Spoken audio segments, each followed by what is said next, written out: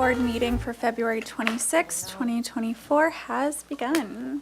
We can do a roll call. Yes, thank you. Chair Lewis, we will Yes. do roll call. Chair Lewis, Yes. Vice Chair Anderson, Yes. Board Member Kloss, Yes. Board Member Graffiti, Yes. Board Member Sherry. Yes. We have a quorum. Thank you. Okay, great. Do we have any public comment? This is any general comments not related to one of the projects on our agenda today. Thank you, Chair Lewis. I will start with in-person public comment. At this time, I have no slips for general public comment. However, if anyone wishes to make a general public comment, please fill out a slip and bring it to me. I see no one in the audience moving to do so, so we will move on to virtual comment. At this time, I see no hands raised for general public comment, and we will move on to correspondence received, and we did not receive any general public correspondence for today. So at that, I will turn it back over to you, Chair Lewis. Okay, great. So next is approval of the minutes from the full board meeting on February 12th.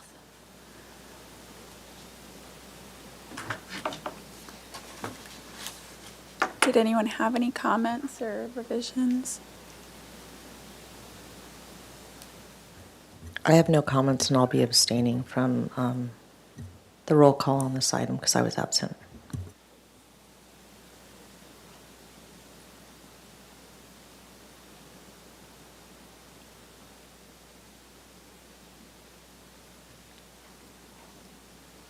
Does anyone have a motion? Okay, I move to approve our minutes from the full board meeting on February 12th, 2024. Okay, I'll second the motion. All right, next for the consent calendar on February 20th. I'm sorry, Oh, I'm yes. so sorry, thank you. Roll call. We'll do official roll call. Chair Lewis. Yes. Vice Chair Anderson.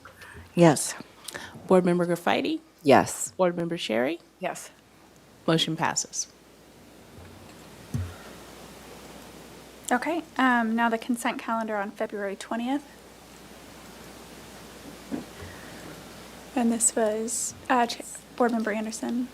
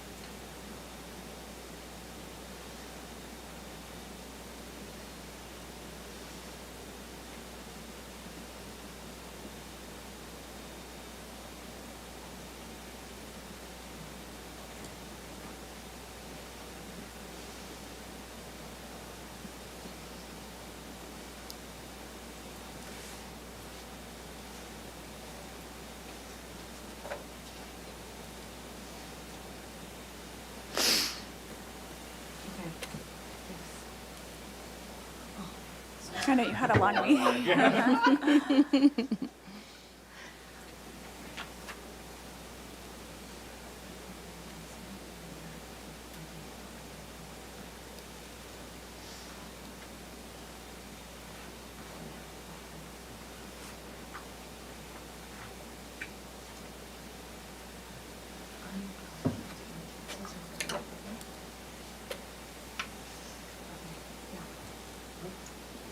I think this last item was continued, so, okay.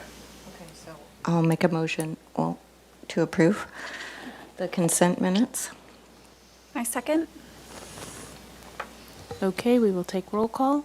Chair Lewis. Yes. Vice Chair Anderson. Yes. Board Member Kloss. Yes. Board Member Graffiti. Yes. Board Member Sherry. Yes. Motion passes.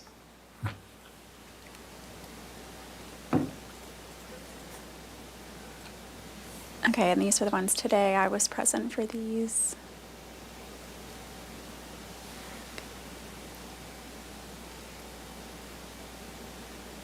Mm-hmm.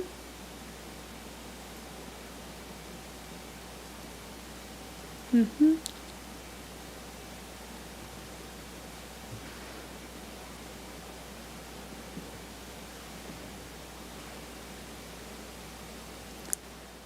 For this second one, I wonder if, especially, do we want to highlight the chimney itself, the fireplace? Or it can stay vague as that? What do you think? I think it depends if you want to be specific. Okay. Based on the conversation, I know that the chimney was mentioned. But there were other things they weren't. Yeah, but I believe the chief concern was just a chimney, and they had Yeah. general questions about the review process if they decide Right. to change the material. I I think this captures the chimney. If you want to add a note with the chimney, I do suggest it just for sake of clarity and. No, that's okay. Okay. And then the last one.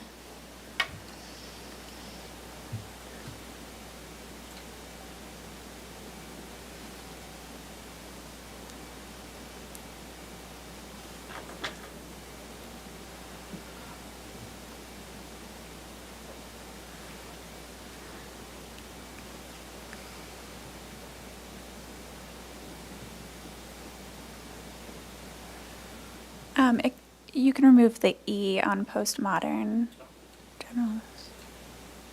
Or maybe just say the mid-century modern design. Okay. Yeah, thanks. Okay. Yeah, yeah. Okay. And I'll make a motion to approve as noted the consent calendar minutes for February 26th. Second. Okay, we will do roll call. Chair Lewis, Yes. Vice Chair Anderson, Yes. Board Member Collas, Yes, but I'm going to abstain because I was one of the items on the agenda this morning. Okay. Board Member Graffiti, Yes. Board Member Sherry. Yes. Motion passes. Okay. Any announcements from staff? The next hearing, we do have planned a 1 hour training session with Ted Hamilton Roll, so just be ready for that. Otherwise, no further announcements. I have a point of clarification on the minutes that are currently posted on the website. Those were for the consent calendar on February 12th, and I assume they've already been ratified because they're not noted as draft minutes. Both I and Chair Lewis attended that consent calendar, but I believe that Chair Lewis only reviewed one item. Correct. And the minutes note that she reviewed 2 items. I think that I should be was corrected. present for 2, but only reviewed 1. Okay. Yeah, thanks. So just a point of record. Okay. And yeah, and just to clarify, that's for the February 12th consent minutes, correct? Correct. Yes. All right, thank you. And the March 11th, is that before the board meeting, or that means we stay longer for Ted?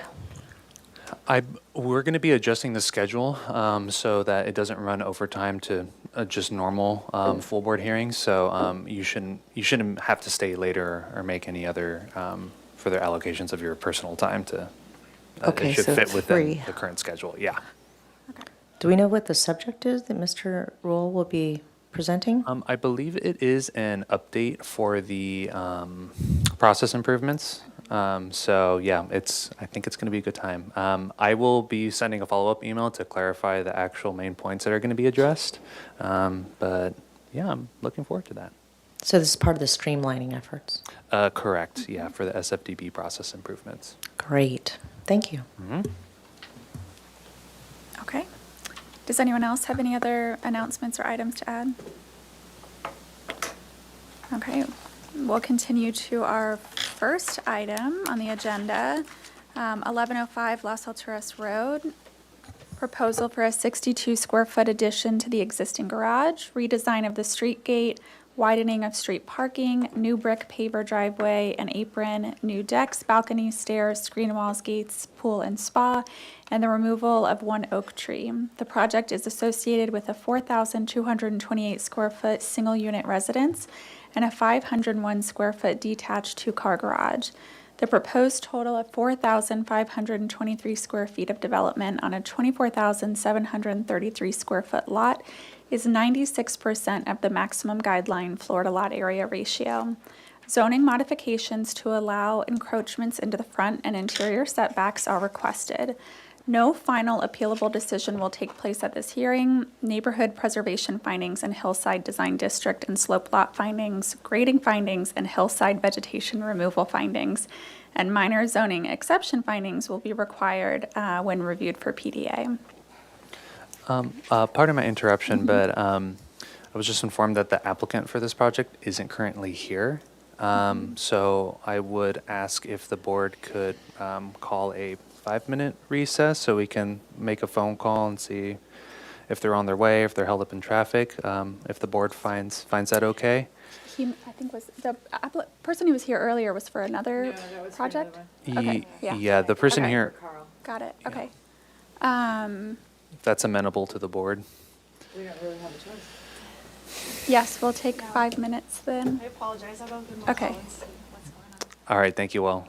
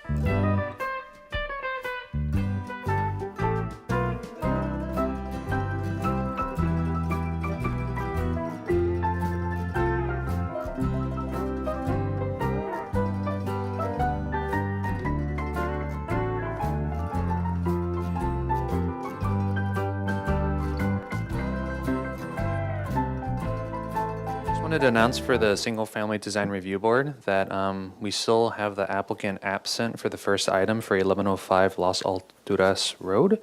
And because we can't start the second item until 15 minutes before its time, so at 3:30, we're still gonna wait here until 3:30 before we move on to the second item. So just wanted to let everybody know, and thanks for your patience.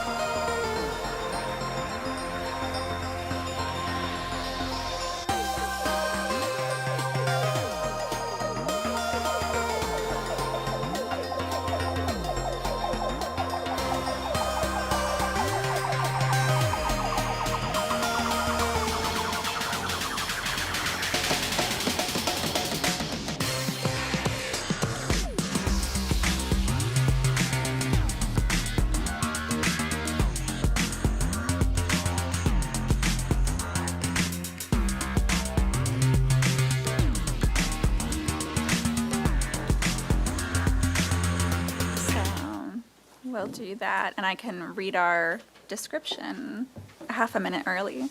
So we'll move on to item number 2, which is 1215 High Ridge Lane.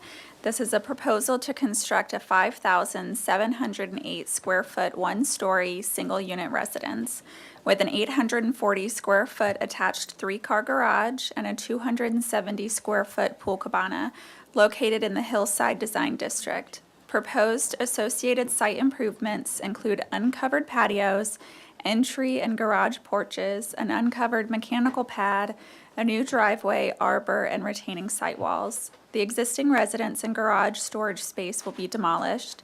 SFDB review and approval is required to allow one uncovered guest parking space to be located in the front yard without screening. Grading is estimated to be 1,250 cubic yards of cut, 2,000 cubic yards of fill, 750 cubic yards of fill import.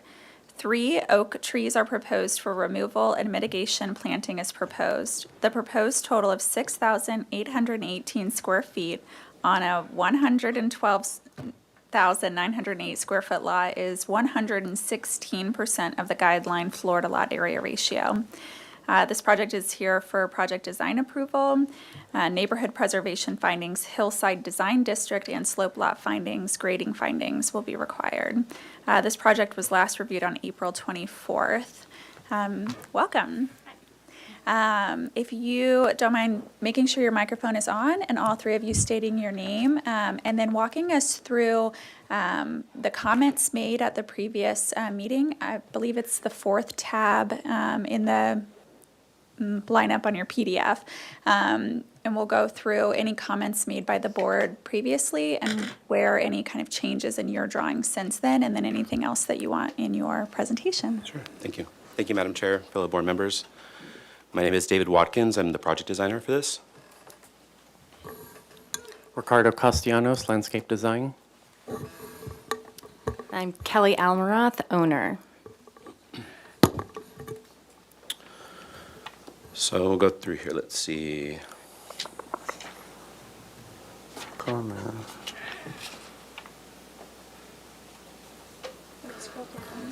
If you scroll down a little bit, there, that's your item. Mhm. There we go. All right. Going through the comments, I will say we did relocate the building footprint on the site a little bit differently than what you guys had seen last time. It's still an east-west orientation, but we rotated it more counterclockwise a little bit to get more online access with the harbor and maximize more views from all the bedrooms. That did require a lot of grading reconsideration, but that didn't do anything to the finished floor negatively. We were actually able to drop down the finished floor down about 6 inches from what you guys saw last time. It's now at 688.5. It's still 19 feet total height to the highest part of the structure, which is at the living room with the top of shed at 19 feet top of ridge. That gives us overall, I think, 707.5 finished floor. In comparison, the existing residence is also a one-story house. That finished floor is at 694 with 14-foot height, so it's about 708 existing ridge compared to what we have at, what did I say, 707.5. So even though we did relocate the building, we didn't increase the height any. We didn't go further north. If anything, we went further down south, which created more grading on the southern side of the property.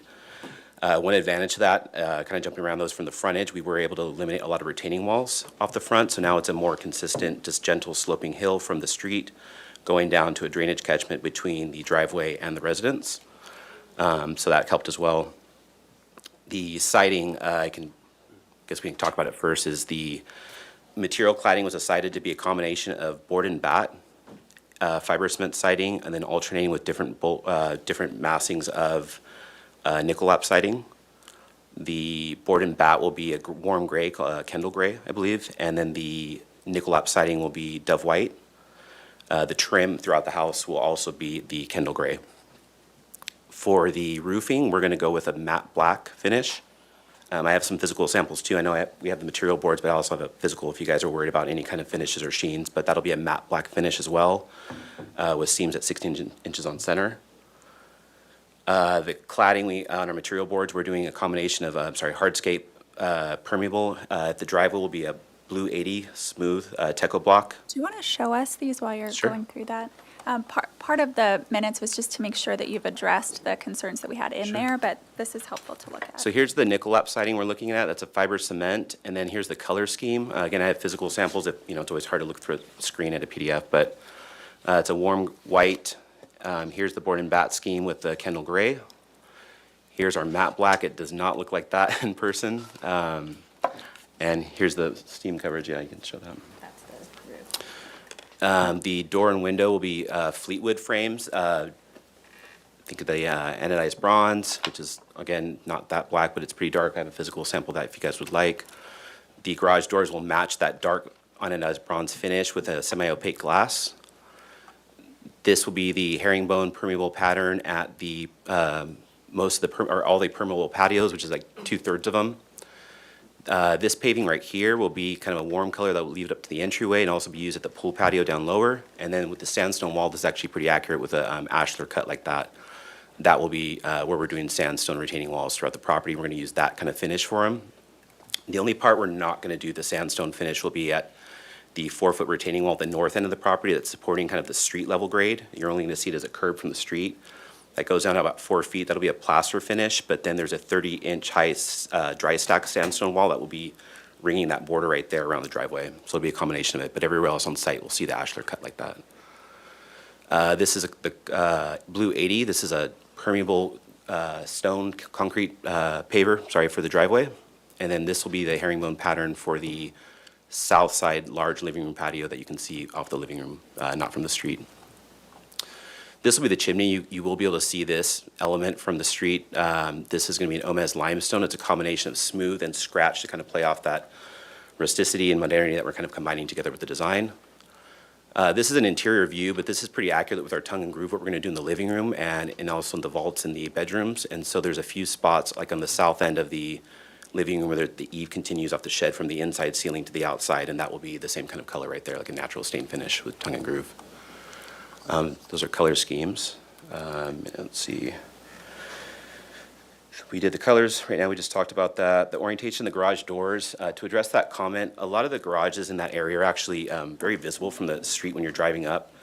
The driveway is pretty, it veers off High Ridge, let's say, and then you can see the garage doors. We actually kind of wanted to avoid that and not have those garage doors visible with the front elevation. So we purposely rotated it to allow the pittosporum and the planting that's on the north right there to screen the house, because we're also going down substantially below the finished grade of the street. You're not going to see those garage doors as much.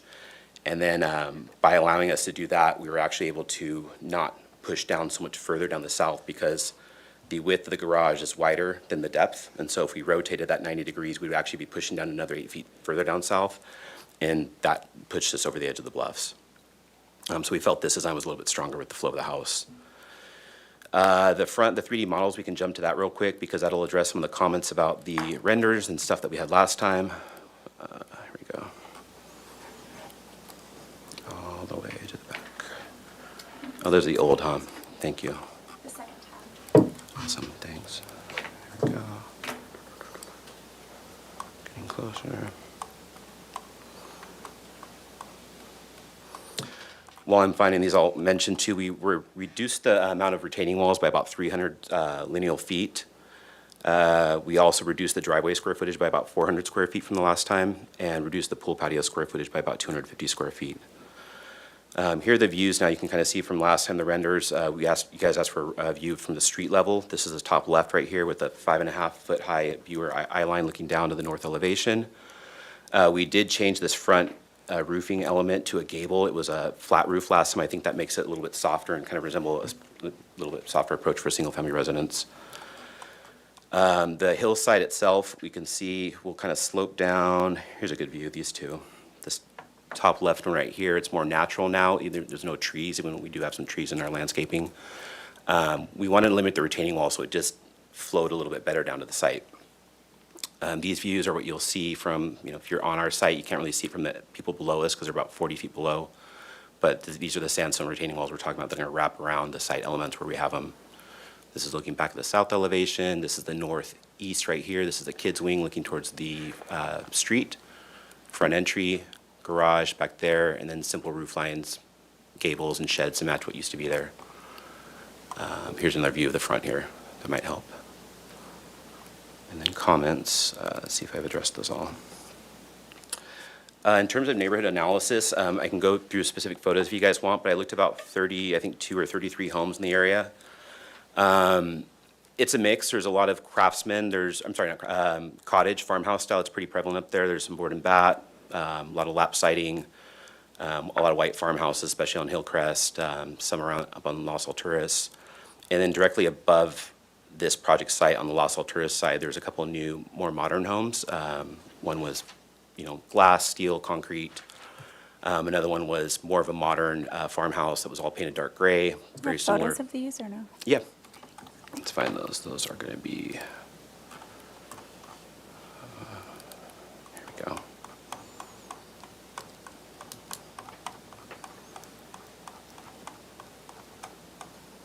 So here's the start of it. Here's kind of roughly the homes that we looked at. And then this is moving, this is High Ridge. Here's our neighbors to the west. They have a standing seam metal roof, 1 story. This is across the street. This is a 2-story Spanish style. End of the street, bi-level, 1 story from the house, 2-story down below. Very similar east-west orientation, long axis. These are a little bit different Spanish style. Then moving up around the corner, we'll go to, here we go. this faster. I know, me too. How do you think I feel? When you're not in charge. So as you're going up Los Alturas now, I'm sorry, Foothill turning into Los Alturas. This is a more modern plaster home, clipped eaves. It's harder to see from the street. A little more traditional. This is still Los Alturas. Board and bat, dark gray. This is a couple different homes. This is one of them, Spanish style. This is more modern. This is 1177, steel, concrete glass, big stained concrete wall. This is above us on Los Alturas. This is down a long driveway. It's got amazing views. They were nice enough to let me go down, and then from their patios, actually, you look past this home down to our project site, and the best you can see is the top of the canopies of the oak trees, but you can't actually see the site itself. This gentleman, I believe, could see our site, but it'd be really hard for them to because of the vegetation that's on the site below them in the two-story house. But this is modern, dark gray, standing seam metal roof, dark gray painted. Here's another house up in Los Alturas, very, very modern, white plaster, clipped. We have about 5 minutes left if you want to. That wraps up my portion, at least, for the materials, and if you guys have any questions, I'm happy to answer them. But I'll turn it over to landscape at least, and they can fill in any questions they have, and I'll move through your sheets if you want. I'll go to your landscape. It's probably way at the back. Close your eyes, everyone. It's got to catch up. There we go.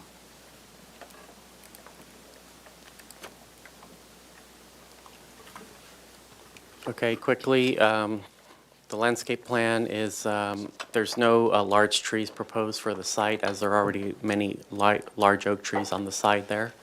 So we're proposing a few just entry trees, colorful deciduous trees right here in the front.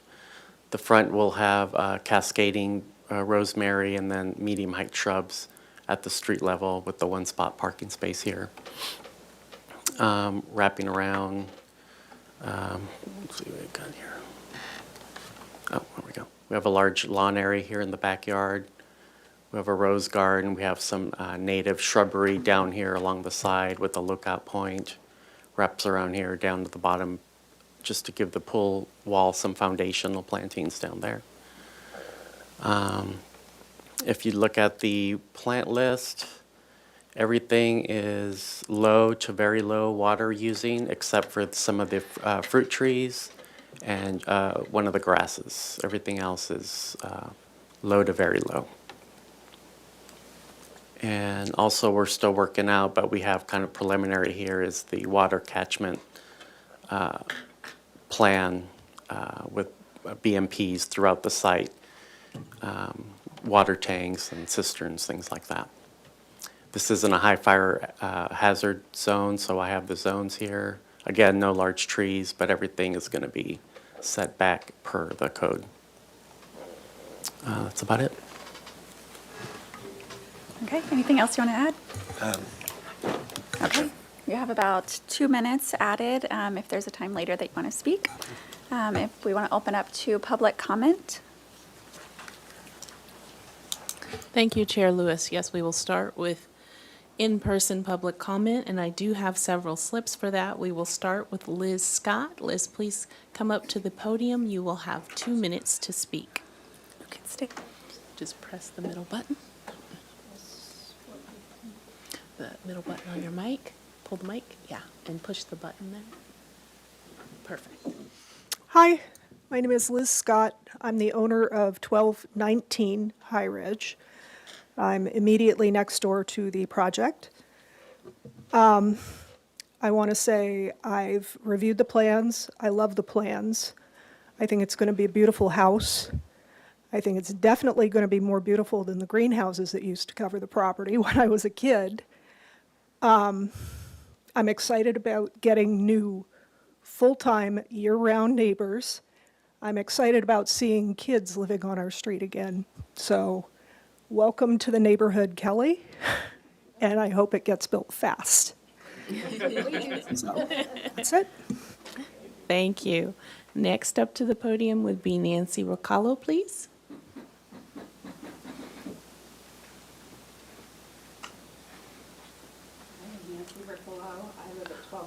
Please push the button, Nancy. This push, huh? Yeah.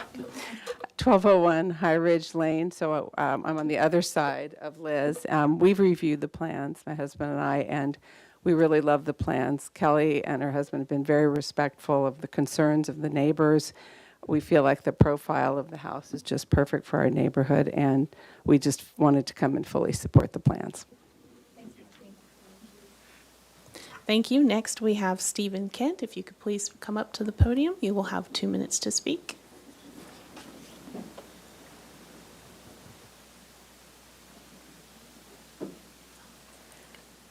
Steve Kent. I'm at 1201 High Ridge Lane, so next door. And I think I've carefully reviewed the plans and think that it's a great project, and it's very consistent with the neighborhood. And I can tell a lot of time went into making sure that it fit the spirit of the neighborhood. So support Kelly and Kevin in this endeavor. Lived there since 1990, so quite a long time. So I think we have a good understanding of what that neighborhood entails and the spirit of it. So good luck on that. Next, we have Beverly Johnson trial.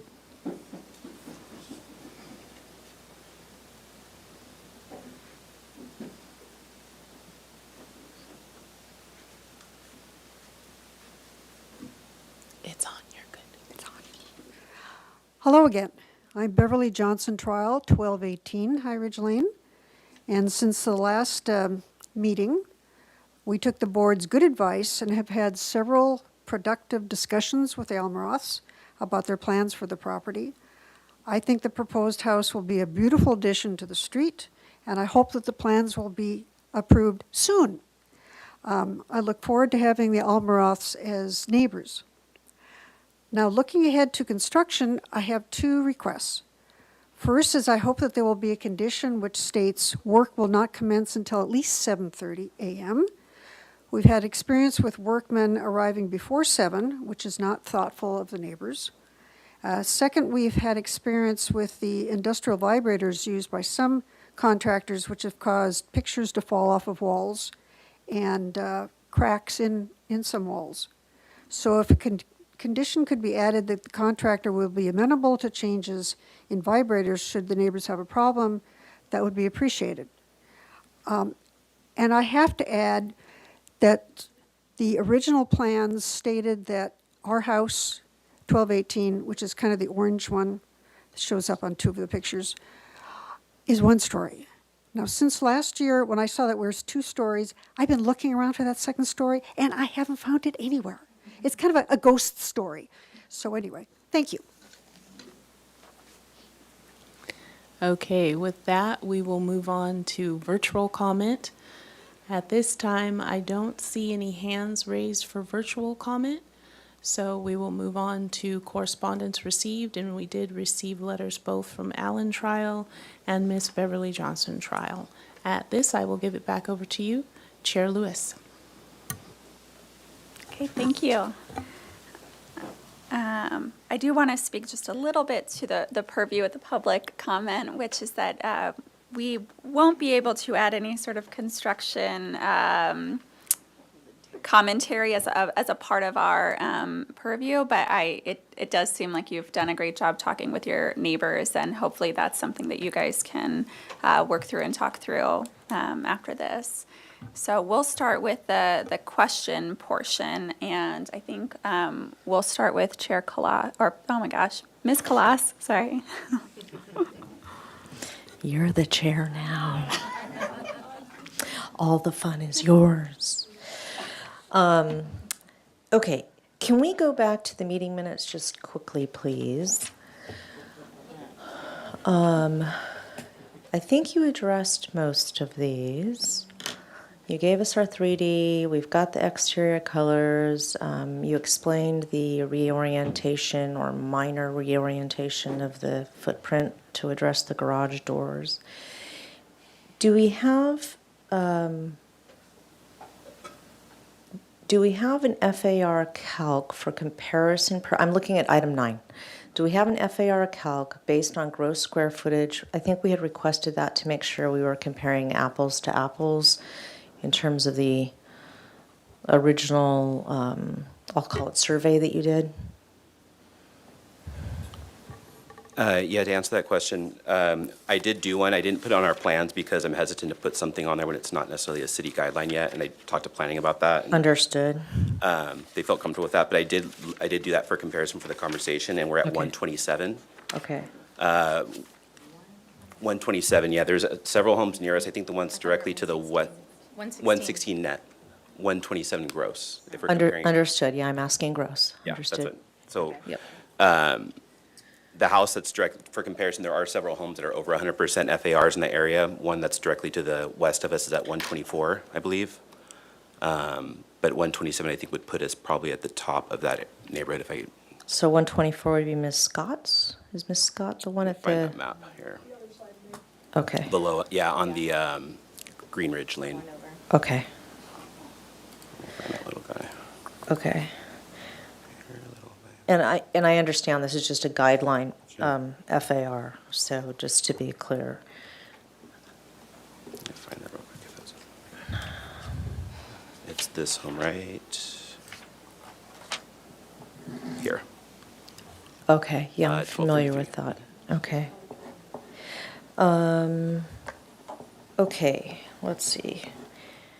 So to be clear, you were noting, Mr. Watkins, that the existing ridge of the home, based on pitch, other things, I don't know if you've actually had this elevation shot, but is roughly 708 feet above sea level, is that correct? Yeah, it's from the existing elevations that we redrew.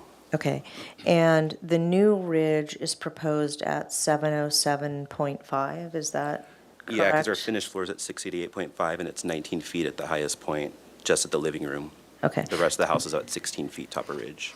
Okay, so with the exception of the chimney, your new ridge is lower than that of the existing residence on For a the majority of the property. house, yes. Okay, so you just qualified that response, so can you clarify for me what the qualification there was? On the living room is the highest part of the volume. We find an elevation that helps us. That shed roof at the highest point goes up to 19 feet. Okay, And the rest of the home, though, it's mostly gables, at like 6 and 12 pitches. And that, the highest point on those guys are 16 feet above finished floor. So majority of the house is at 16 foot above finished floor max, except for the living room. For I think it would really help us if we could see the elevations with the heights on the elevations. Let me find The sheet that, yeah. Here we go. This is a good one. so your inverted There's that little guy. Your inverted gable where you're catching water, I believe, you're telling me that the high point of that is taller than the typical ridge? Yeah, there's 19 feet right there. That's at the living room, which is right there. Master bedroom ridge, 17.4. Sorry, I think I said 16 a minute ago. So 688.5 is your finished floor and 19 feet is your tallest point. 7, 1, 8, 9, 10.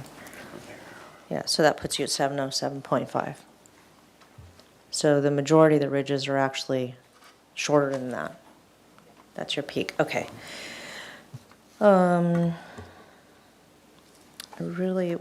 wait for comments because we're just questioning here. So all the retainers on this site are native sandstone, is that correct? We'll have a lot of it. Okay, and the limestone, with the exception of, I'll call it ground plane material, the limestone in a vertical condition only occurs on the chimneys, is that right? At the Omex, limestone. I believe there were a couple trees that were being removed as part of this project. I think they were failing and they were small or diminutive, and so I'm interested to know where replacement trees are proposed. There we go. I'll speak a little and then Ricardo can jump in, but we're going to focus down on this part of the site here, which is just to the west of the lawn. Visually, I think this is nice when people are coming through the arbor. There's the fruit trees. This is actually next to Casey the son's bedroom, and he's going to be doing a lot of these fruit trees, so this is going to be kind of his garden. The oaks will be mitigated down here, which is already along the mature oak line along the west, and we're not touching any of these, so we're going to infill this up in this area. Okay. Before, I think we had 15, and now we have 9 trees that we have to mitigate based on what we're able to do with our revised design. So we have less Okay. mitigation trees than before. So, yeah, I remember you were talking about that grove area, so you're augmenting that on the southerly end of that grove? Yeah. Okay. And I had a question for the landscape architect. I'm forgetting your name, I'm sorry. Could you further articulate which types of plantings you're proposing on the south side of the 2 retaining walls? I'm probably most interested in the one below the pool because it appears to be taller than the one that is to the, I'll call it north of it. So the lower terrace, the planting in front of the pool terrace is of more interest than the one to the, I'll call it the east of it. These guys? Yes. So over to the right, I have the native garden plantings. That's kind of part of it. So it's the heteromelies, which gets pretty large. The rhamnus also, the rus. These are all native. And we're going to just put them in kind of different areas so that we can maximize the elevation in covering the wall, but also use the native type material. Okay. Is the cistus that you're proposing the horizontal type that tends to be just 12 to 14 No, inches? it would be more the vertical? large, yes. Okay. Okay. And the only other question that I have, 2 more questions. The siding material that's being proposed that you're calling the, I don't know, I'm forgetting the name of it, the nickel lap siding. Okay, it's an eggshell finish that you're proposing. Something that's washable, at least that doesn't have high shine. Okay. And you noted that you're just beginning stormwater. You have a basic stormwater retention location identified, but have you engaged a civil engineer yet? I'm just wondering how developed that is, because you know, this lot of footprint, right? So I'm imagining you're probably a tier 3. Okay, so can you just talk to us a little bit more about what's happening from a stormwater mitigation standpoint? Go back to the plan.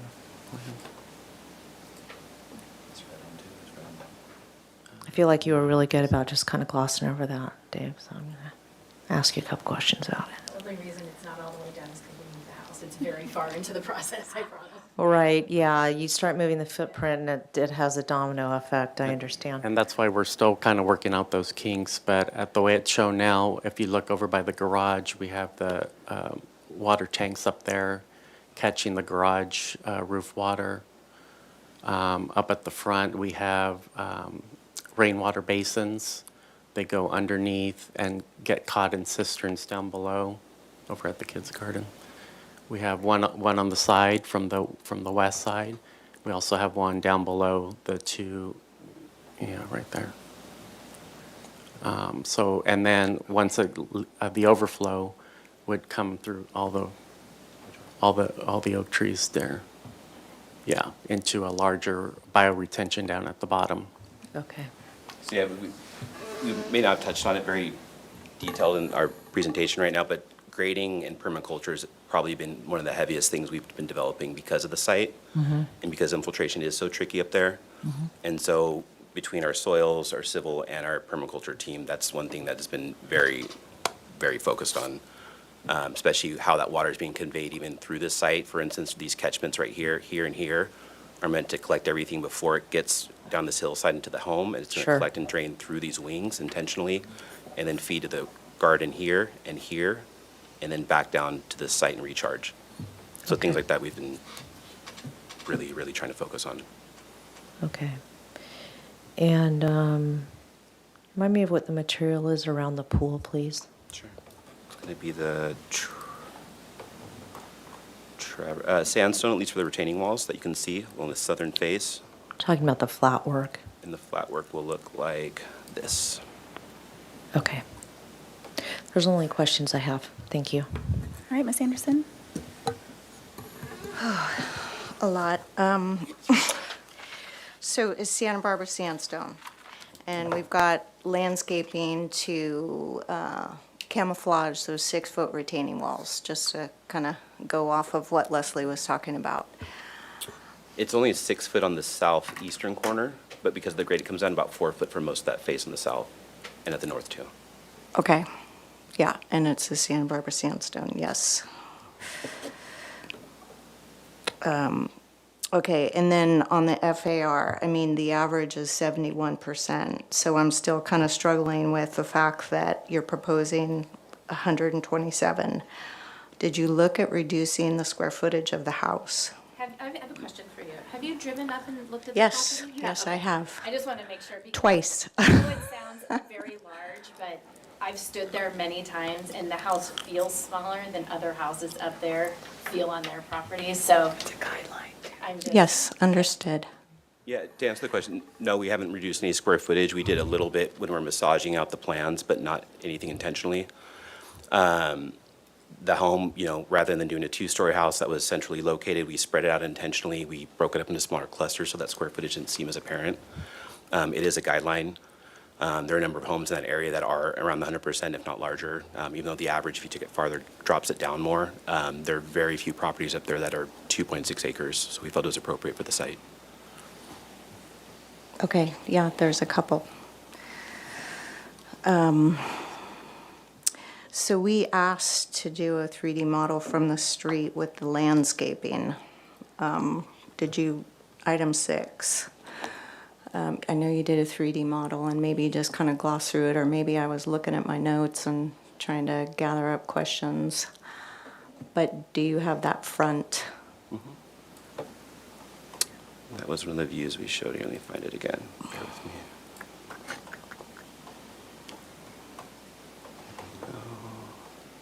We asked Page for 33. Yeah, Getting closer. but it doesn't really show the whole street from the I had the from the same street. question.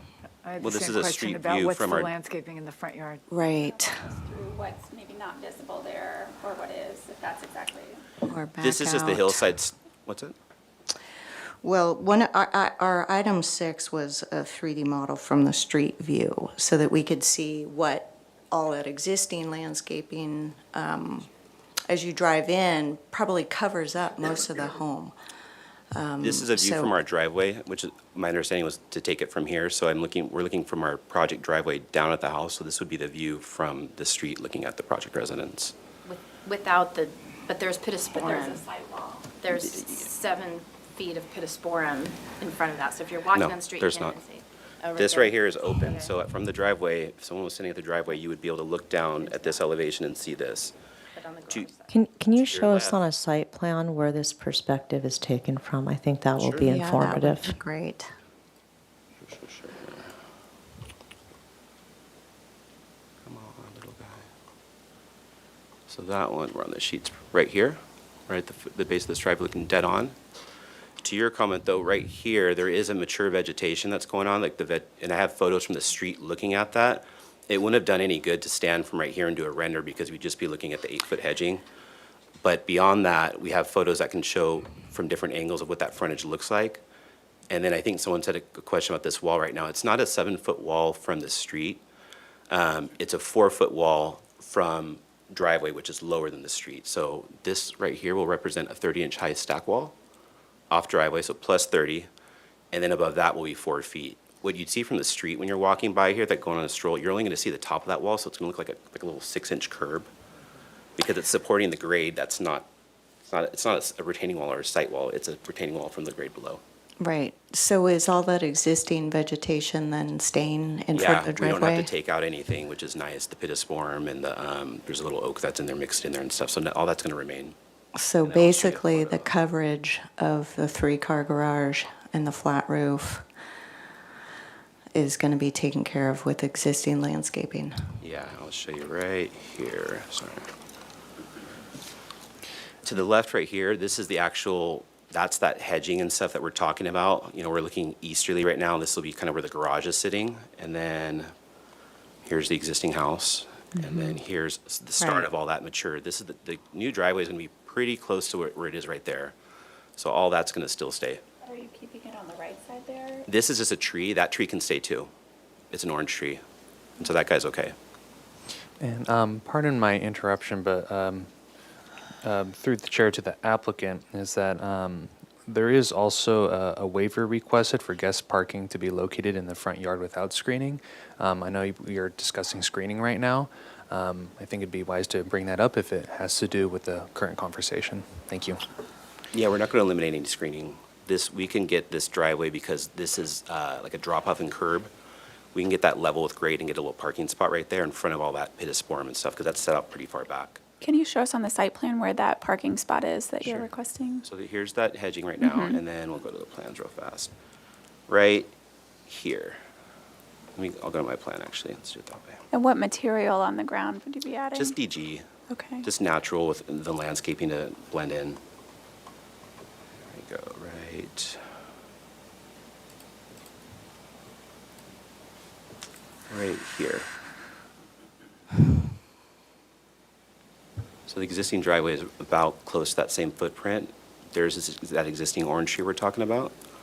This is all the hedging, so this can be thinned out a little bit right here, but that pittosporum, it just gets really thick and bushy, so you can cut it back and it's not gonna cut down the trees.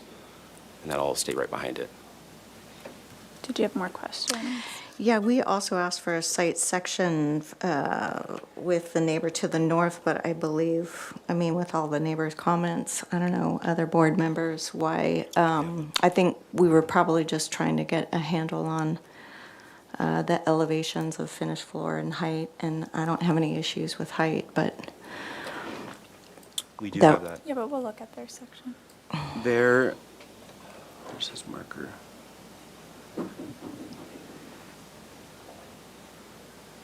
We had a datum shot actually for these neighbors up here. That must be cut off from the view, that's great. But we also did a site section as well. And so let me go to that sheet, if you want to see that here. Close your eyes. There we go. There we go. Here's some site sections. Where's the road on that, David? The road's gonna be up here, where are we at? Here.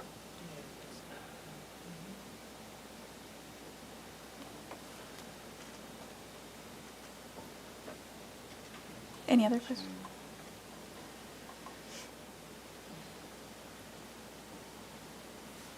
I thought we wanted a site section for showing the neighbor also. Where's the neighbor? The neighbor, The neighbor to the north. it's too off skewed our property to do a site section. We'd have to do a site section through our home and then jut it over 40 feet to the right and then run it up again. So our solution was Yeah, I to think do we our, just only wanted it because it was going to show the height of the neighbor's house, because they were complaining about, or they had questions, concerns about being able to see over it. So that's why we asked for their that. finished floor is set, we shot it, their finished floor is set 28 feet above the Okay. street level. That's helpful. And it's a Okay. two-story house.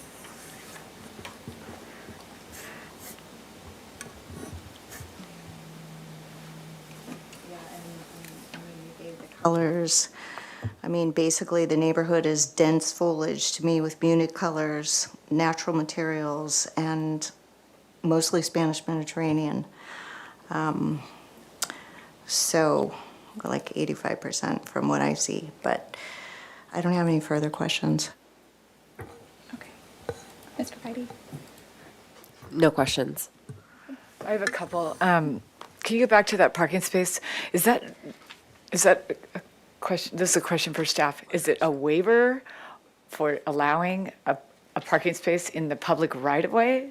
Or, No, so what I have here in the comments here in the scope of work, it's to allow one uncovered guest parking space to be located in the front yard without screening. So it's not really a question. I guess though, okay. because it's in the street. It's all right. You said waiver. Correct. Yeah, that is what I have in the scope of work here. But, I'm not seeing waiver in the scope of work. Did I miss that? It was our understanding that to call it guest parking, I think was what was going to trigger the waiver, but because it's in the right-of-way, we don't want ownership of it. We're just providing a spot Okay. on the site. My question is, how can you request a parking spot in the public right-of-way? It's not. And that's where, yeah, we're not using it to meet any of our requirements for parking. We just wanted to provide a spot on site for like the mailman, delivery, people who were going to park on the street. They can park right there. So it says SFDB review and approval is required to allow one uncovered guest parking to be located in the front yard without screening, but it really should say right-of-way. Right, and it's not And guest it's not, parking. and that's not in our purview. That'd be a road So encroachment. it Yeah. has We nothing can to do with us. Revise the description of the item, because if it were in the front yard, we would need, but it's not in the front yard, it's in the right-of-way. Yeah, let me clarify with the assigned case planner about the specificities of the scope of work so we can clarify that. That's fine. If you guys want to continue with other Yeah, questions we'll keep while I going. hear We'll back. keep going. Because Yeah, we'll thank put you. right here, we had added a note just to help. It says new public space, new public parking space is what we have to call it in right-of-way under separate public works permit. So it's not the purview of the SFDB. Yeah, it's not in our purview, so. We're not gonna put no parking sign. Thank you for clarifying. So my question is, what is the landscaping in the front yard? Yeah, in the location of that or around that. Well, the whole front yard. Yeah. The whole front yard, yeah. What's going on in the front yard? You want to go to your yellow sheet or go off this one? Okay, close your eyes, everyone.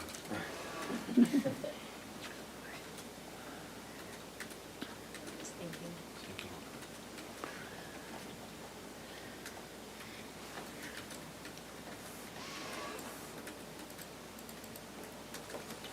Let me sort it into that.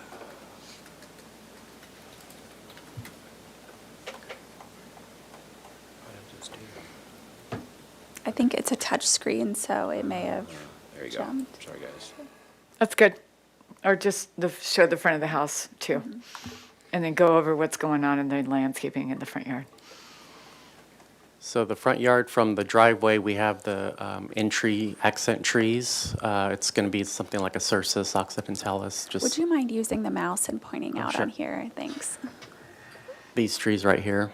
And that was the view that you just saw earlier. That's what's in between the hedging and these existing trees here. Over here, we have things that can take a little bit of water inundation because we have our rain gardens here. And the rest is going to be just low, keeping along with that rolling hillside look, low shrubs and ground cover, grasses, kind of going along with the grasses in this whole area here. Can you help identify what are paths and what are the contours there? So this is the main entry here with steps coming off the driveway. And then there's another one that goes to the garage area with the pad there. And then there's another one that goes this way. And those are DG? What are the tick marks going through the curved line, which is the left of the path as you go to the front yard, the front door? Site steps, but the PDF got wonky. Oh, got it. These are steps here, and then, yeah. Okay, I understand. Those are steps. They're Yes. supposed to be between the two curved lines.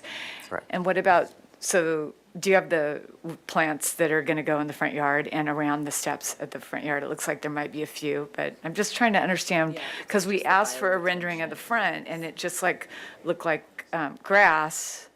And so, but now I'm understanding it's not grass. Yeah, these are the grasses that we're using right here: carex, juncus, mimulus, pennisetum, these types of grass type material.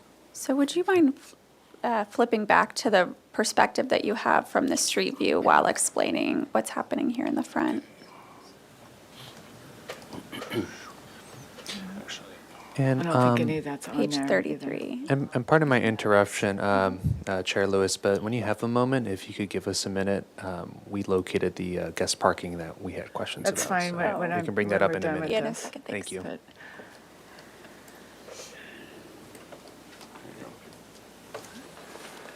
So there would be the trees that are, right here, here, and here per the plan, and then the rest would be low ground cover grasses along this whole frontage. This is where the rain basins are, here and here. And so then the rest would be like rolling grasses along the frontage. And just one more question, sorry to be asking so many questions. There are like 3 types of pavers. Can you explain? There's a herringbone paver, there's a rectangular variegated size paver. There's those stone pavers, and there's 4 different kinds, actually. So do you see all those in one spot, or like, where are those? This right here, we'll start this in. This is south patio of the living room. So you will never see this around any other pavers except on the south there. Would you mind flipping back and forth Sure. with the plan just Let me to go show to the site things? plan here.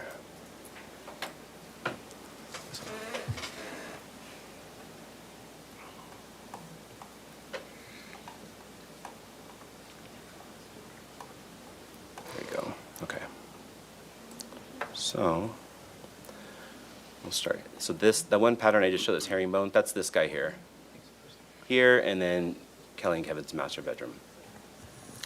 The next one, this guy, is a Blue 80. That's a permeable paver Teco block. That's going to be our driveway, all here. And then this area right here stops. This guy is also a permeable paver. That's going to be the herringbone pattern. And we're going to use that here, here, here, and here. These are all going to be permeable patios. And then this guy, he's larger format. We'll go down here, on the pool patio. And then maybe for like the steps up here at the entry. This is our chimney. Don't need to show that. And let me see, did I get all the stones? That's Yeah, fine. we got Thanks, them all. Stephen. Yeah. No more No more questions? questions? Okay. I just have a question about your roof of the garage and the material there on the garage wall. If you want to go, I think, to that exterior perspective that's zoomed out just a little bit more. It's the second one on the left of page 33. Thank you.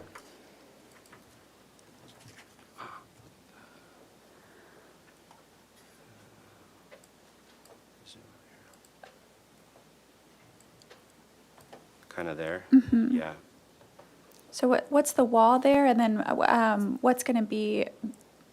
It's going to Made be of the roof. plaster. This is Okay. looking darker, you know, that it's Right. going to be a white plaster though. Okay. And for all the flat, whether it's here and at these hallway wings, it's going to be a Sarnafil, like a single ply, light colored, like a white.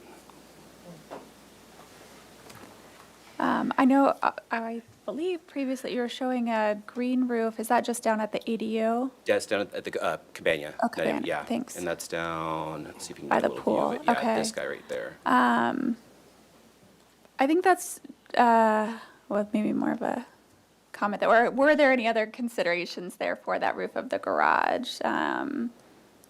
No, right, you know, honestly, because that's catching so much water and we're Yeah. trying to catch as much water as we can, we're using Okay. that area and to divert that to the tanks that are directly to Okay. the east.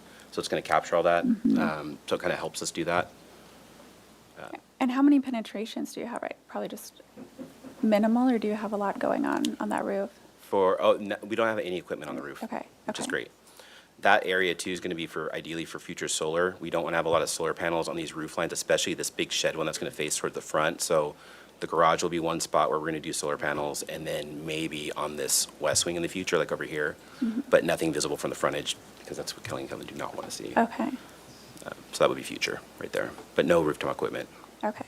And then what's the height of that parapet portion there that the walls come up Slim, above? only about a Right, foot, because I okay. wanted to keep those parapets really low, so and Okay. that we don't need them for equipment or anything, so it's just enough to create a, flashing and stuff and a cap, and then Okay. get the water to divert away. Okay, Same thing with the wing, at the hallway wings, those are about maybe 8 inches to a foot parapet. okay. And then we haven't talked too much about it, but site lighting, have you guys studied that at all? Yeah, we had them last time, let me see if I could, close your eyes if you want to find that exterior sample. We have a material sample too. Where'd that guy go? Yeah, Oh, great. these guys. And then we find the color.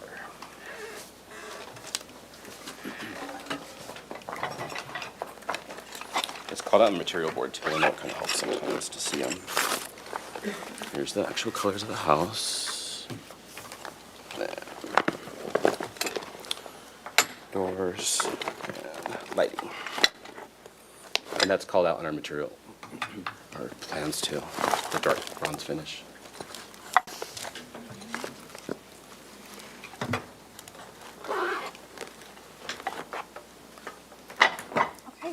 I think we can move to comments from the board.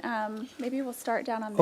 Oh, Sorry, yeah, pardon my thank you. interruption, Go, yeah. Thank you. Yeah, I just wanted to bring up the parking spot. Will you pull up or slide down on your site plan so that they can help indicate? Oh, it's okay. Okay. Yeah, we got it up here. So it's just right here on page 8 of the PDF document, and just for the applicants, probably have these memorized by heart, but it's on sheet, no, I know where it is, yeah. Sheet A100. The uncovered parking space we were discussing, wasn't this one indicated in the public right-of-way? But this one right here, where it says new uncovered guest parking space. It's a front yard setback though.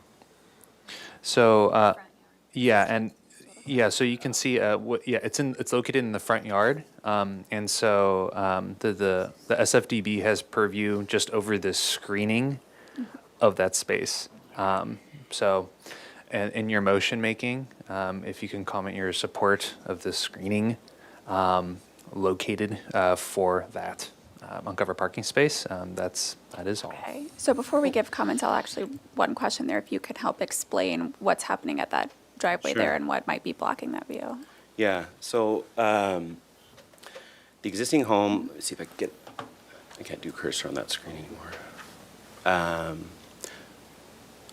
All right, now. The existing home's gonna be fully demoed. This is a really nice driveway right now, and it's hardscape and it's, cobble and stuff. We're gonna keep it as much as we can. We are demoing a couple 100 square feet off of it, but that can serve as ideally as uncovered guest parking. So we had to finagle it to get it out of the front yard setback so it doesn't trigger a mod, and still keep that. Otherwise, we'd have to get rid of all that driveway because it wouldn't serve a purpose. We actually have to park a car on there to keep the driveway. So it's more based on the intent of maintaining this for whatever future ADU we can get on there. So we are using this, the drop of an elevation one, there's this fully mature oak tree that's pretty significant over here. This is looking from the site that's probably most visible down towards where that parking would be, which would be right here. So I think with this vegetation and stuff, and the additional single oak that we're planting up here would screen a good portion of that site. And then looking the other way, as you're coming up on it from High Ridge, you would see it right here like this. So you don't see that parking space until you're actually right past even this oak tree, at which point you would be looking backwards to see it. When you demo the existing home, what's the plan for landscaping in that area? Yeah, there's gonna be a cistern underneath it, so it'll be Okay. natural, like low ground cover. Okay. Any other questions about that from the board? Well, now that you're talking about that guest parking spot, I'm still confused. I'm so sorry. If you could go to the site plan and explain. So what I think I hear you saying is that the guest parking is going to be utilizing the existing driveway, but that was in a different part than what you're pointing to. That's So right here. I'm totally. No, Same it's in the, so if you look on the site plan here, so where they're demoing the house, if you want to kind of It's show that right with your here. cursor. What you guys are trying Right. to change was referring to this, and we all thought it was referring to. I thought that. Correct, that was a misunderstanding. That is why Holly came down. Okay, so the That guest parking's happening parking that too. you're talking about that's in the Yes. front yard is the old driveway. Correct. And that's a totally different hardscape than all the other Correct. 4 hardscapes that you're doing. Correct. Okay. But the city planning department won't let us change it without having to do Why? all kinds of modifications. I don't know, that's a process for another day. Okay. Got rid of it. Never mind, okay. I agree with you, John, but we need to Mods. leave it. Okay. Okay, all right, so, Okay, so I'll just go Start into with comments. comments. I think that there's so many different kinds of hardscape that at the very least, I think that if it's part of the same property, it should be the same hardscape. That's just my opinion. That whole So, area, you're saying? sorry, we're Just- now on to I comments, just, thanks. yeah, I just think that there's so much going on, and if we're asking to approve a parking spot that is in the front yard, which we are, and it's gonna have, put a paver underneath it, then something should match if you can. And if it doesn't match, then it should be screened, which I think you are screening. So that's my comment on that one. And then I wish I could see more of the plant material in the rendering for the front yard, because it would help me understand how the landscaping is going to be used to soften the house or something. Because right now it just looks like everything's going to be, when you say low, it doesn't tell me whether there's going to be some hierarchy in the carex, because I know carex isn't, like, Diamondia is really low and then Carrick's is higher. And so what is that hierarchy? And those are my only comments. Okay, thanks. Okay, I agree with Board Member Sherry. I do think it would be helpful to have the landscaping in the front plotted. I think there's some landscape plans and planting around where there's the bioretention areas noted, but nothing else. So I think it would be helpful to include all of that, or at least make it a little bit more clear in which plants kind of where or what areas. I also noticed some uplighting, so just I would encourage you to review to make sure it's night sky compliant. That's one of our guidelines that we have to cover. I agree. I think there's a lot of different materials used, so I would encourage balancing that or simplifying it. But in general, the overall aesthetic of the house and materials, I have no issues with. I actually think it was more of an eclectic neighborhood, and some of the homes are concealed or partially concealed. So while I don't think there's necessarily, the whole street of a similar style, it doesn't need to be, in my opinion. And I think it's well cited, and I don't have any issues. I know it seems like a big number for FAR, but because of the lot size and the way FAR is calculated for guidelines, I have no issue with the size of it. That's my personal opinion. So overall, I think I'm generally in support, but with those comments. Board Member Claus? Yeah, I don't really have a problem with the FAR on this, for the same reasons, because the size of the lot, I think a significant portion of the project will be screened from the street with the pittosporum. I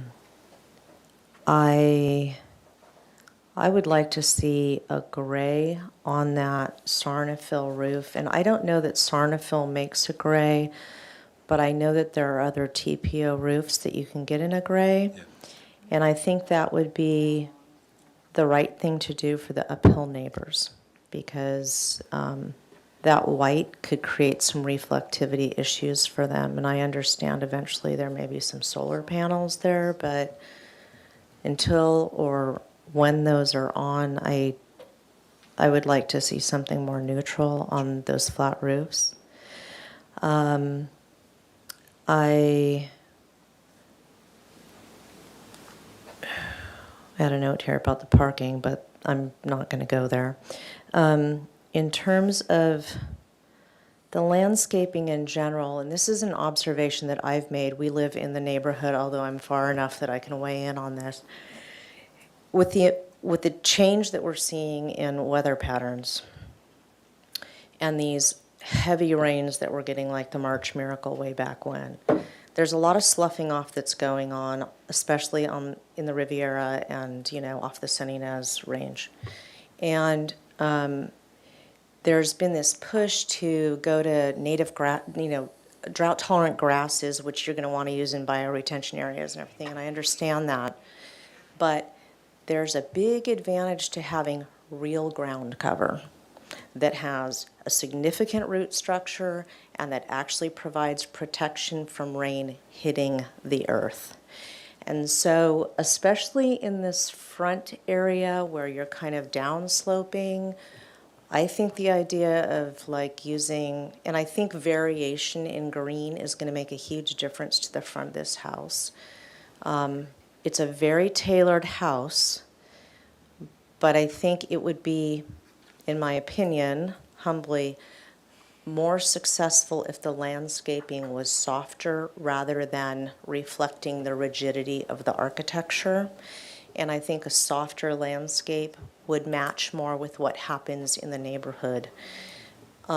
So I'm imagining like a Ceanothus horizontalis in the front yard, something like that, that really creates ground cover over time and helps to stabilize that from a root structure and from a protection standpoint.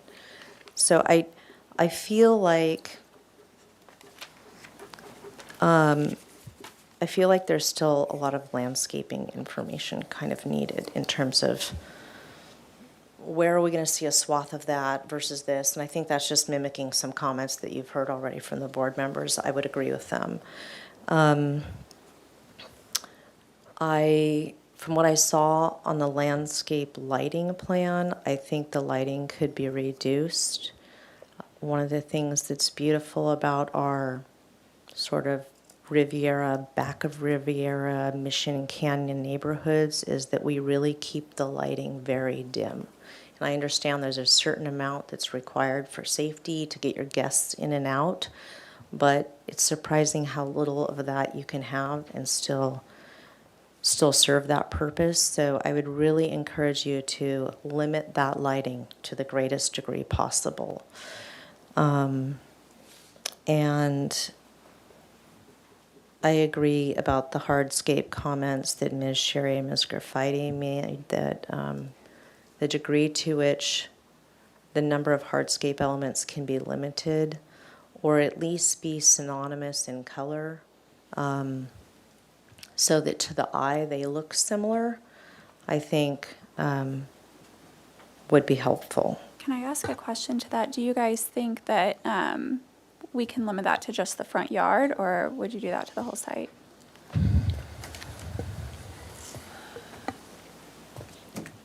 I think continuity in the front yard paving is important. Less important maybe on the south side, because for the greatest part, people are going to be looking up at it. They're not going to see those ground planes. I did have one question about the rendering that you showed of the back of the house. The retaining walls looked like they were two different colors. But what I was hearing, yeah, it was on that sheet. It was on the lower, maybe if you could zoom out a bit. It's that lower right one there. That exterior perspective it's on the upper right of that one. Is that just rendering? Just render.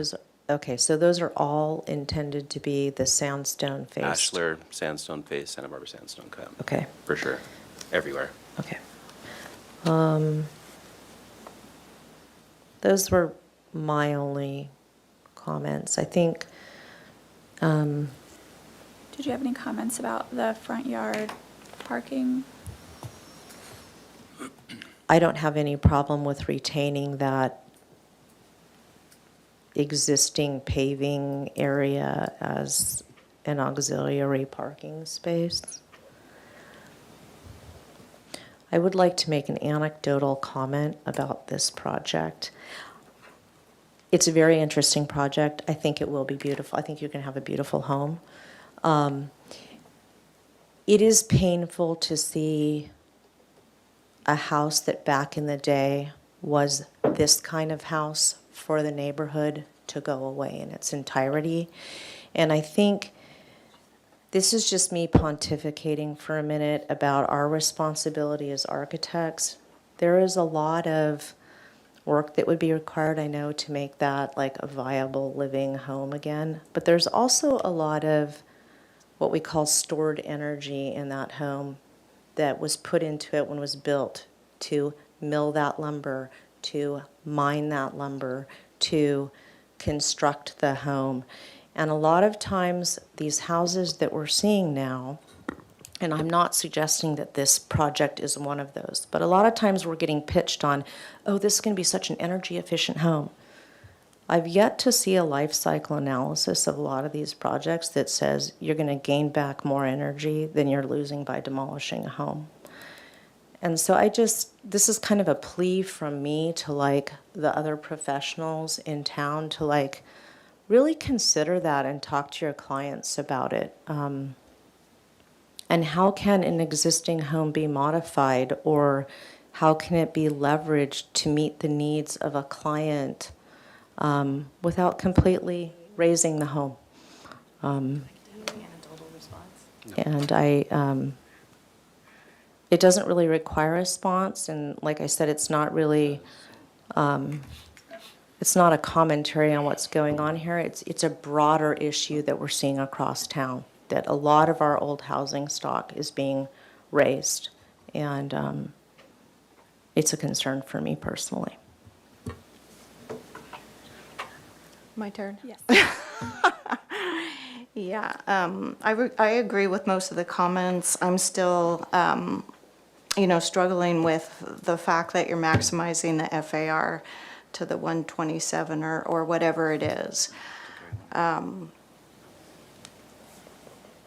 I think that if you would have brought the landscape rendering that we asked for, that could have helped sell the compatibility that the FAR is about.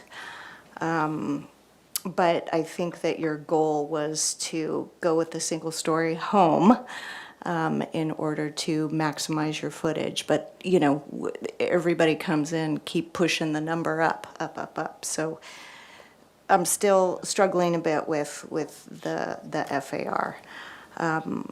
And personally just, would like to see one of our findings is the natural appearance in the hillside. We have the stark white, the stark black, the gray, and I know you've come down a little bit, but I'd love to see it come down a little bit more in regards to natural. But I also realize you're shooting for a modern or Scandinavian or modern farmhouse. So, and those colors are bright and stark. But one of our findings is natural appearance in the hillside. That's it? Okay. I'm going to attempt to summarize while also adding. What I'm hearing is the board wanting to see some consistency in the hardscapes in the front yard, including the existing driveway that's going to remain, taking that into consideration with the color palette, which I agree. I think one of the things that would be very helpful is a colorized site plan that showcases where these plantings and what those materials are for these different hardscapes. It would also be very helpful to understand what of the existing plantings are remaining there along the street, all across the site. I do agree with the statements about the material palette there and a study of potentially warming, I think the white the most. I think the gray has a potential that if the white leans just a little more off-white warm, that could help in those findings. I think your gray already, if paired with that, would help. I do agree with the comments about the white flat roofs and choosing a different color that will help minimize their appearance and reflectivity. I agree with most of the board that the FAR is not an issue given the size of the site, and that mostly our purview is about the size, bulk, and scale, and what you appear to perceive from both the street and neighboring properties. I think you've done a good job of keeping it low and keeping it back on the site and minimizing the mass of the full building.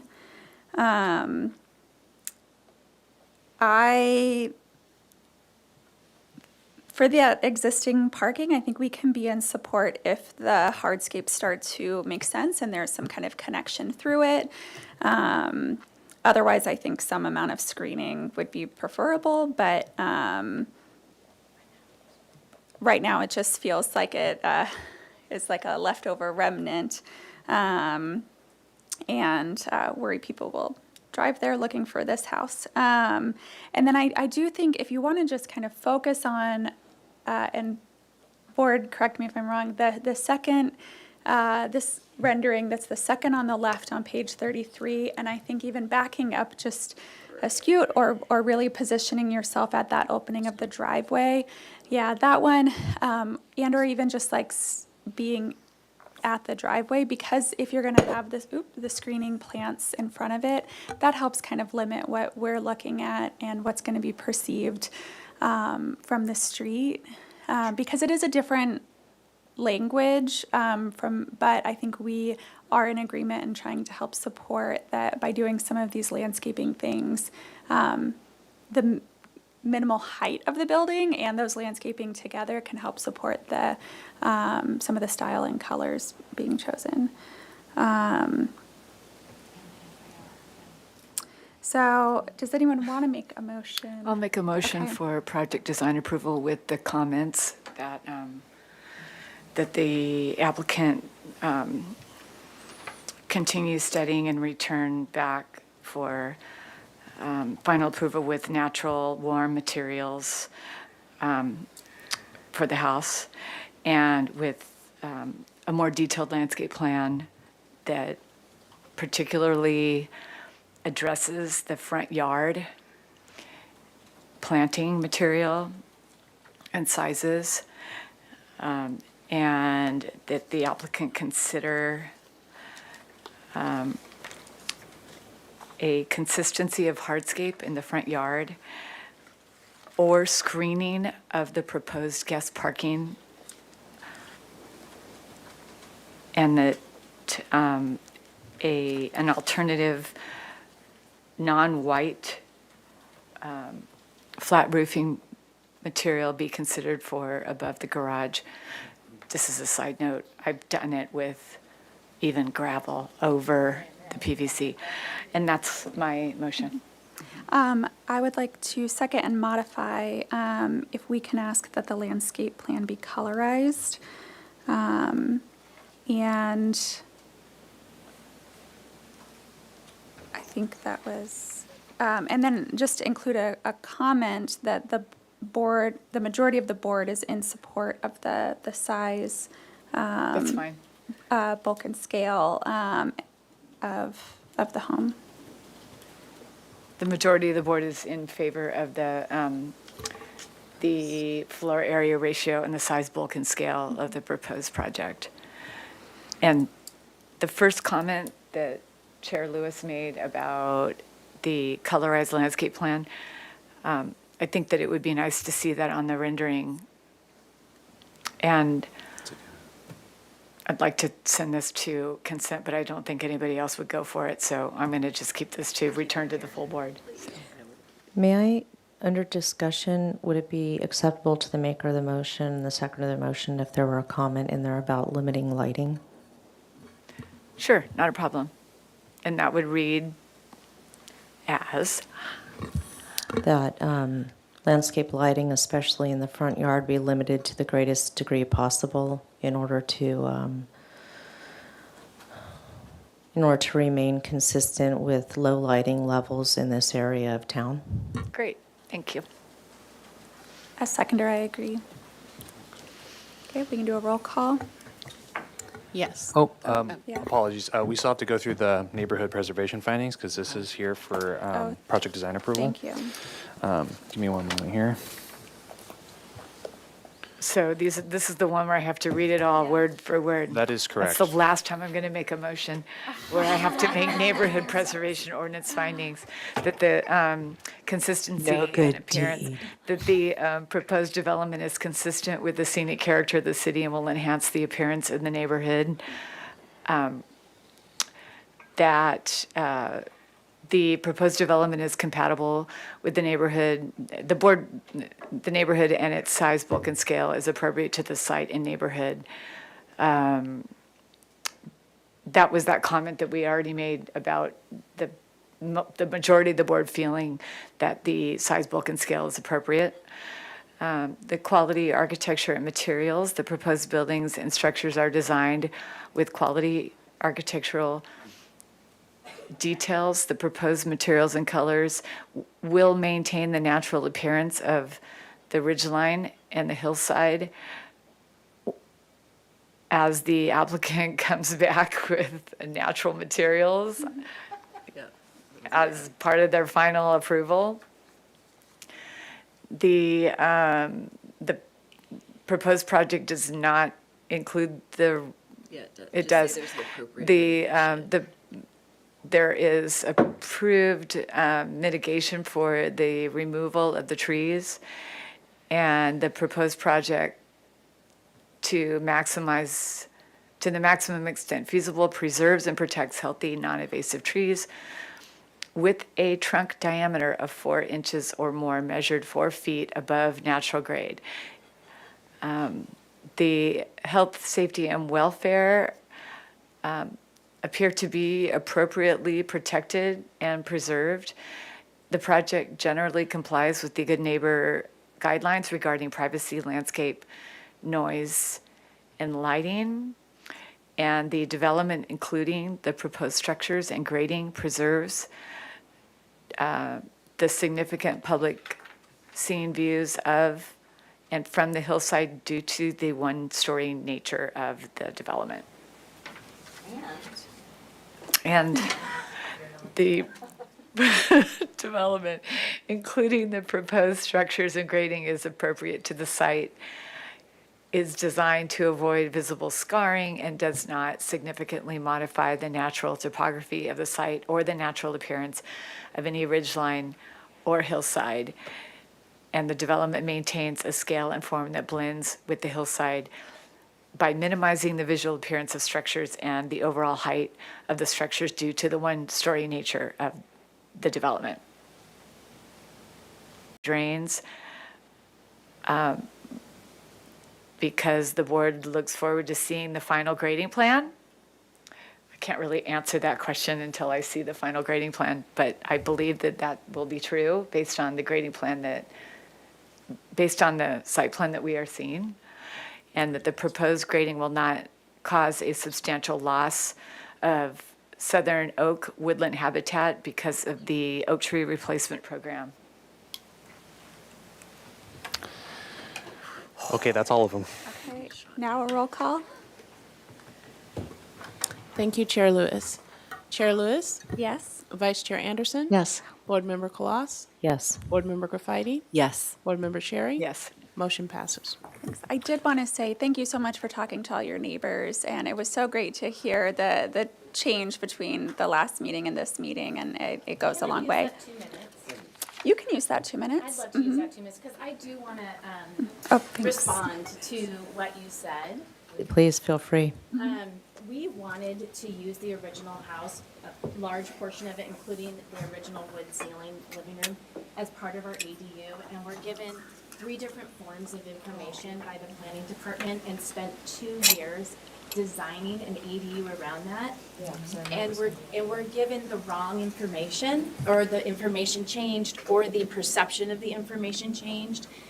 And so I think what's happening is the inefficiency of the planning department is keeping people from using these historical homes and trying to remodel them. We made the effort, and I spent hundreds of thousands of dollars to do so. And misinformation and changing of information from the planning department has scrapped that, and now that whole house is coming down.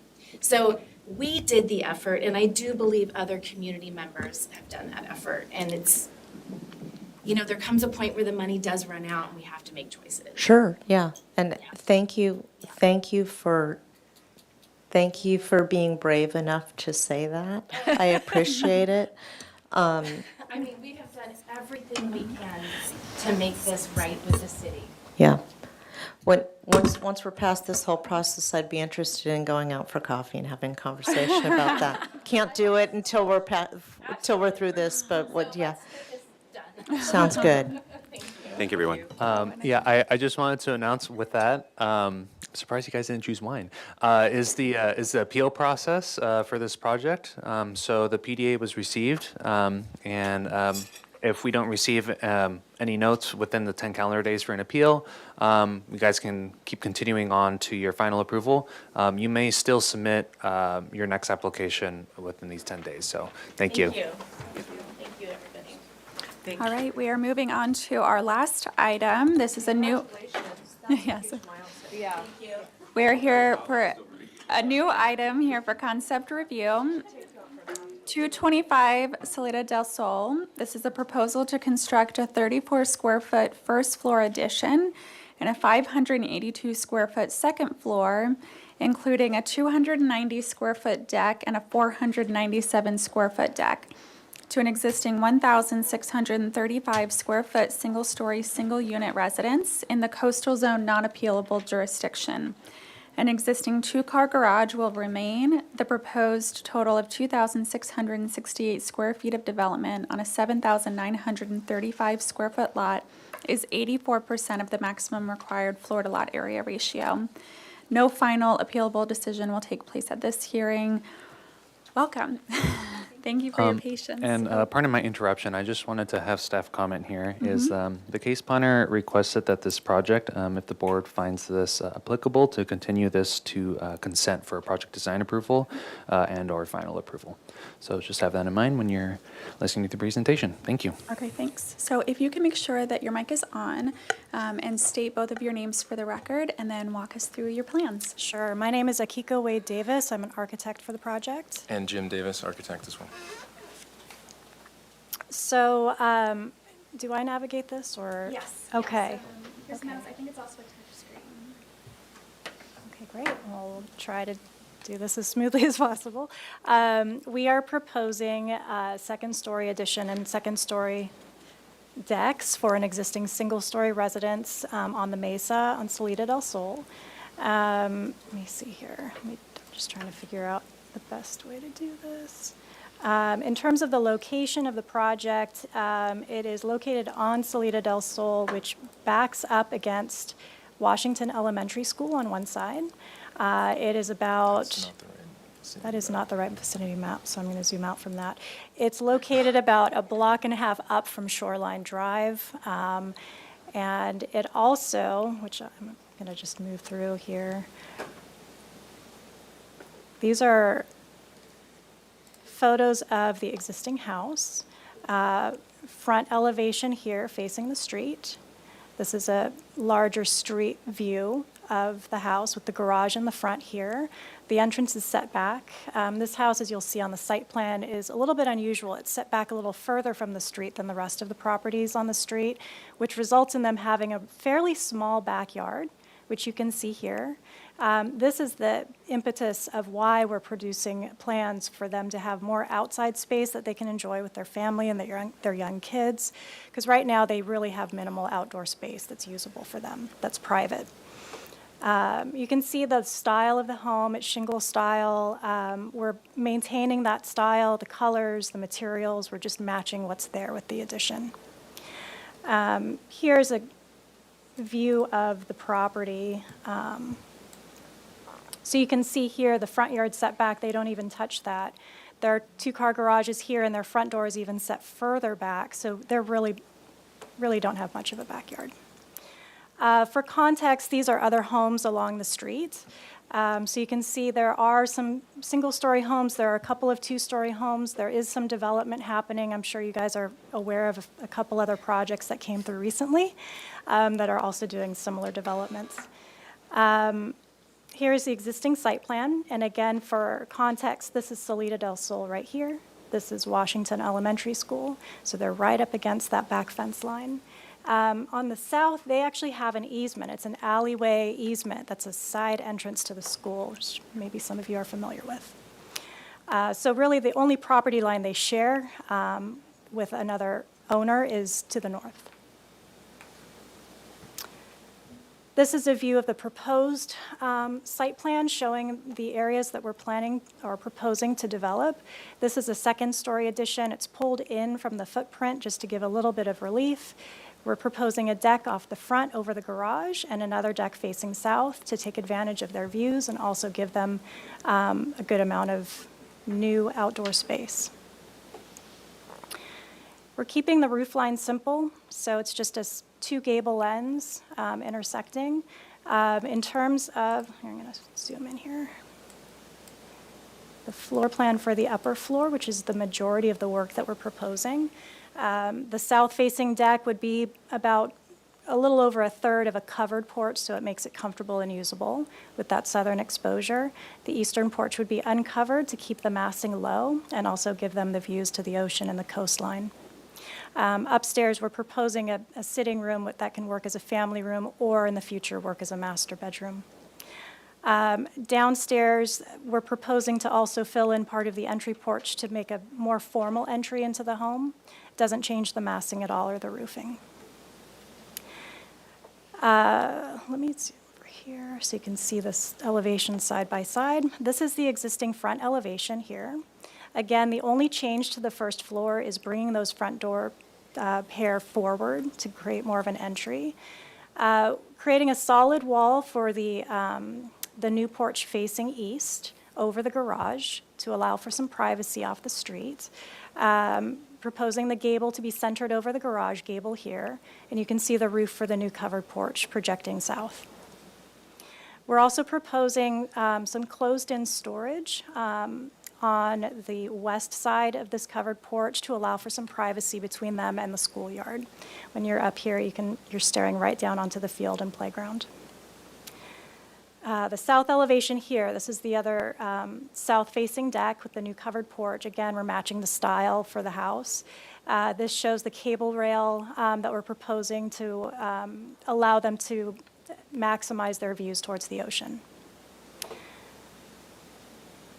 And then again, view facing the backyard, they currently have sets of French doors which will remain. And that's about it. I'm going to just keep going here. Here we have our window and door details, siding details, waterproofing, and roofing details. I don't know if you want to get into that. The materials and colors and lighting we have on our cover sheet, I'll go back here. So again, here's just a close-up image of the colors and the materials. We are proposing to match everything. This is a proposal for an exterior light fixture that would be located at doors and minimized. One quick note regarding the existing site plan, if you go to a 1.0, you can see on the back side of the house here, there's an existing gray area that is going to be removed. If you guys are wondering what that is, I think it was an unpermitted portion of a covered porch that we are planning to remove, though, under this permit. Okay, perfect, thank you. Okay, sure. We'll move to public comment. Thank you, Chair Lewis. I'll start with in-person public comment. At this time, I have no slips for in-person public comment. However, if anyone wishes to do so, they can bring one to me. I see no one in the audience to do so, so we'll move on to virtual comment. I have no hands raised for virtual comment at this time. We did receive a written correspondence from a Mr. Tom and Robin Martinelli on this item, and at that, I will turn it back over to you, Chair Lewis. Okay, perfect. So we'll start with questions. We'll start on this end. I only have two questions. First one is I'll call it the northerly or the easterly deck. How far is that from the property line? Oh, so this deck here, let me see. Yeah, the one that's over the existing garage. Right here. So from the property line, it's a little bit under 40 feet. And the side yard, okay. 15. You can see Oh, that I'm sorry, dimension. for the side yard. You can see that dimension there, it's 15. Yep, thank you. Right here. And then the second question is kind of, can I see the floor plan for the first floor, please? Sure. Here, I'm going to zoom in here, so. There we go. Okay, so the question that I have is, I'm seeing a chimney stack that I think is going to be problematic from a building code standpoint. Can you tell me about that? Are you changing that from maybe it's going to be a direct event? Is that what you're doing? That's You're getting rid of a correct. fire? We are. It's currently a wood-burning fireplace. We're changing it to a direct vent fireplace so that the chimney does not need to be extended. Okay, I have no other questions. Thank you. Sure. So maybe you can go to the second floor, but conversations with neighbors on the north and south side, and then if you can provide the maybe sill heights of the windows on the second floor. I do not know if the owners have contacted the neighbors to the north. They have been notified per the city. And we have not heard anything from them. I don't know if the owners have, so I can't speak to that. In terms of sill heights for the windows, I'm going to go to that Okay, there's the north, elevation. Yeah, I'm sorry, I should have focused on that in the presentation. So we are keeping the gable end on that side to really increase or decrease the impact of the second story. So those window sill heights are at about 4 feet. This window sill height here is at about 3'8". Okay. And then on the opposite side, you have the little alley, but just,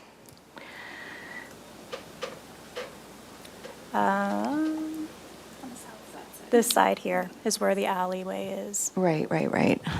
Okay, and you're set way back 15 feet on there, and those are probably at least a 3-foot sill, too. For these windows or the ones on the first floor? The second floor. Second floor? Yeah, these are about 3'6" for sill height. And if I go back to the second floor plan, those windows are clear back here. It won't be visible. Right, okay, great.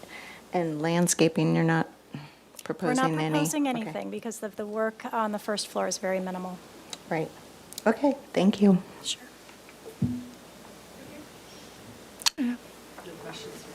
Okay, we'll start with comments. Ms. Klass? I think this is a great project.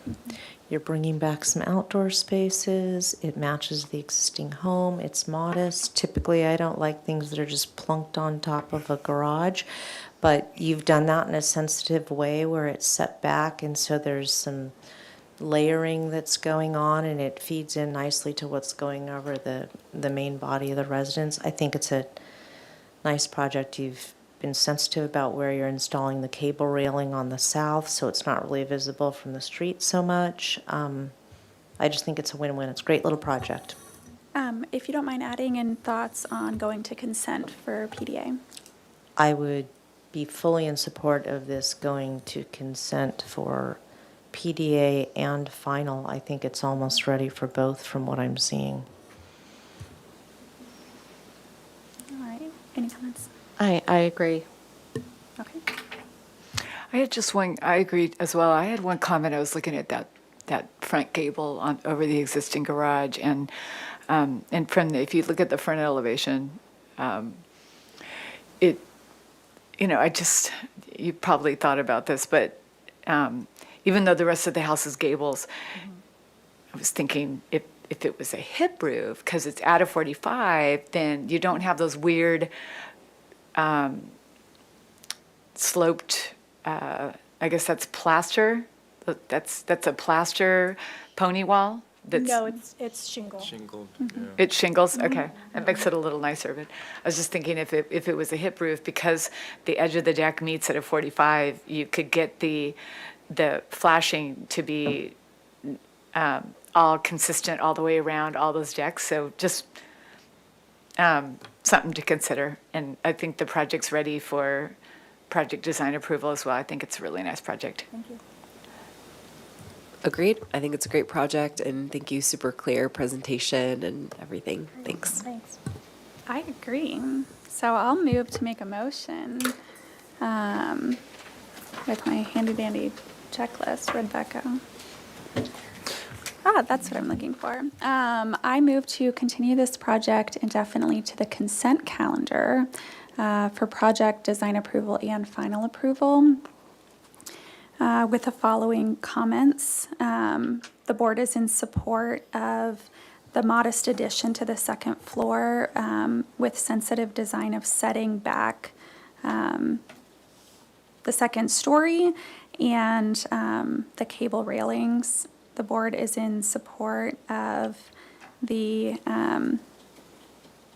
overall design and supports using this matching materials to the existing home and is in support of building out the first floor for the front door. Second. We'll do a roll call.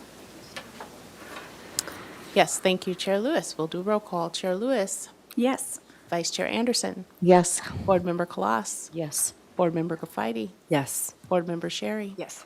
Motion passes. Thank you. Thank you for an easy one. If all projects could be so Oh my gosh. complete when they come. Yes. All right. Well, that ends our single-family design board meeting for February 26, 2024. Great. Okay. Thank you.